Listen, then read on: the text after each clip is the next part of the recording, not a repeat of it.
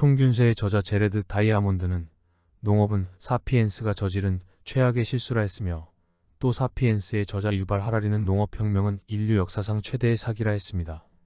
다이아몬드는 생리학자로서, 하라리는 역사학자로서 둘 다 우리 조상이 만년 전에 수렵채집 생활을 버리고 텃밭을 가꾸는 정주영 생활을 선택한 이래 한 개체로서 삶과 또 사피엔스 집단으로서 행동 변화의 양상을 분석하여 내놓은 결론입니다. 우리 인류사의 농업이 가져다 준 발전적인 면보다는 부정적인 측면을 바라볼 수 있는 기회를 준 셈입니다. 그런데 독자들은 다소 자극적인 표현과 설득력 있는 이야기 전개에 압도되어 사피엔스는 왜 실수를 했으며 누구에게 사기를 당했는지 캐치할 기회를 잃어버립니다. 농업혁명의 시대는 한참 전에 지나갔고 지금은 정보혁명의 시대에 있습니다. 하지만 경제, 사회, 문화 모든 면에 있어서 우리는 여전히 농업혁명에 의해 설정된 프레임 안에 있습니다. 그러면 사피엔스는 무슨 실수를 했는가?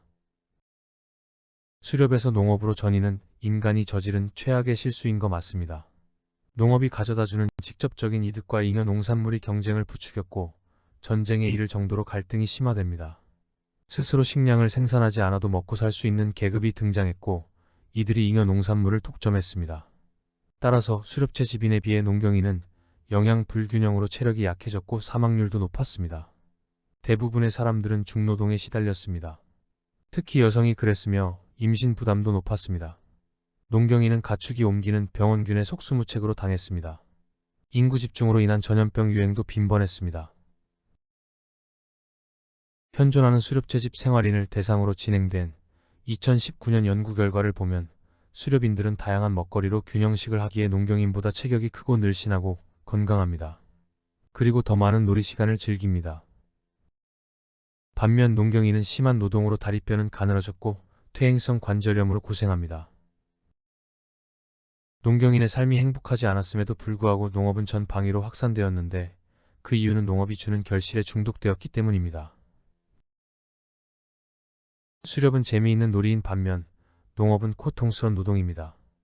시족 단위에서는 텃밭을 꾸미는 정도의 농업 행위는 있을 수 있지만 복잡한 구성원을 가진 큰 집단에서는 노동에 대한 인센티브, 경작지 소유권, 잉여 농산물 처리 등과 관련된 사회적 계약이 뒷받침되어야 수렵에서 농경으로 전이가 가능합니다.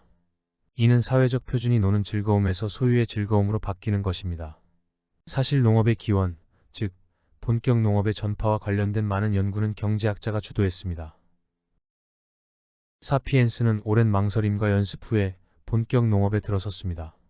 농업은 최대 빙하기 이후 1만 5천년 전 즈음 2000년 동안의 따뜻했던 시기에 야생식물을 임시 거주지 주변에 키우면서 시작했습니다. 일부러 사서 고생하는 본격 농업에 들어서기까지는 무려 5천년이 걸렸습니다. 그런데 빙하기가 한창이었던 2만 3천년 전 농업의 흔적이 이스라엘 갈릴리 지역에서 발굴되어 과학자들을 놀라게 했습니다. 추운 시절 140종의 야생 잡초를 수집했으며 그중 야생 밀, 보리, 귀리 포함 13종의 곡물은 특별히 식용으로 처리했습니다. 사피엔스는 생각했던 것보다 일찍 농업에 대한 기본 지식과 추이를 대비했던 계획적인 마인드를 가지고 있었음을 보여줍니다. 농업은 경제적인 선택이었으며 실험 정신의 발로였습니다. 본격 농업의 지표는 야생 곡식의 작물화와 동물의 가축화로 전 지구적으로 30여 곳에서 독립적으로 일어났습니다. 따라서 수렵에서 본격 농경으로 전이는 강제된 것이 아니고 주어진 장소에서 사피엔스는 베스트 옵션을 선택한 겁니다. 다시 말해 자발적이며 경제적인 선택이었으며 실험 정신의 발로였습니다. 여기 고대 이집트 그림에서 농부는 등이 굽어질 때까지 가축을 부려가며 작물을 경작하는 모습을 보여줍니다. 농업이 가져다주는 큰 경제적 이득이 사피엔스를 그렇게 만든 것이죠. 농업의 달콤함은 개인적 불평등과 집단 사이의 갈등을 유도했습니다.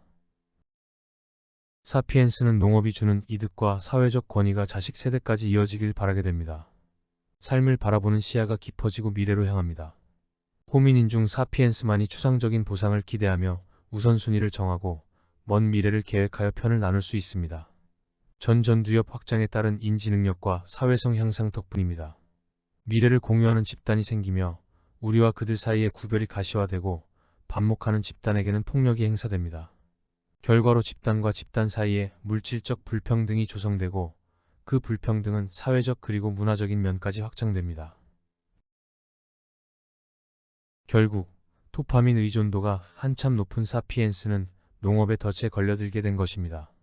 따라서 맨 처음 질문, 사피엔스는 왜 실수를 했는가? 그 답은 너무 똑똑했기 때문이다라고 말할 수 있습니다. 그러면 두 번째 질문, 사피엔스는 누구에게 사기를 당했는가? 사피엔스는 진화 메커니즘에게 사기당했습니다. 원대한 우주의 프로그램에 당한 것이죠. 한번 살펴봅니다.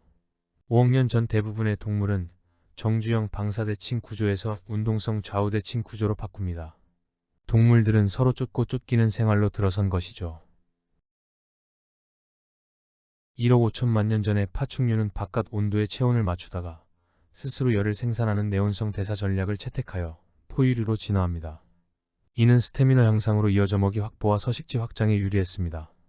그렇지만 포유 동물은 파충류에 비해 10배에서 40배 더 먹어야 했기 때문에 쉬지 않고 먹이를 찾아 헤매는 삶을 살아야 했습니다.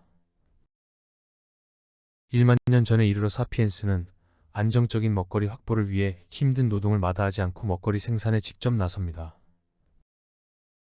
이와 같이 생명의 진화 과정에서 동물은 점점 더 피곤한 삶을 살게 된 것이죠. 인간 이전의 동물은 그러한 삶에 던져졌지만 사피엔스는 스스로 굴레를 만들어 피곤한 삶을 선택했습니다. 인지혁명의 아이러니라고 볼 수 있습니다. 좀 더 감정이입하면 농업을 자발적으로 선택한 사피엔스를 보면 가엾습니다. 사실 생명의 진화 역사를 보면 진화는 생명을 보다 복잡하게 또 똑똑하게 만들었습니다. 그러기 위해서는 보다 많은 에너지 투입이 강제되어야 했기 때문에 진화 압력에 놓인 개인은 피곤해질 수밖에 없었을 겁니다. 그런데 자연 선택은 개인에게 작동하지만 진화하는 것은 집단입니다. 빅데이터 유전체학 전성시대에 진행된 많은 연구들은 농경생활 이후 사피엔스는 생각보다 훨씬 빠르게 진화하고 있음을 보여줍니다. 그리고 인간 개인의 지능은 모르지만 집합적인 인류 지능은 그 끝이 어딘지 모를 정도로 증가하고 있습니다. 그 지능이 생물학적 우리를 어떤 덫에 가둘지 궁금합니다. 시청해주셔서 감사합니다.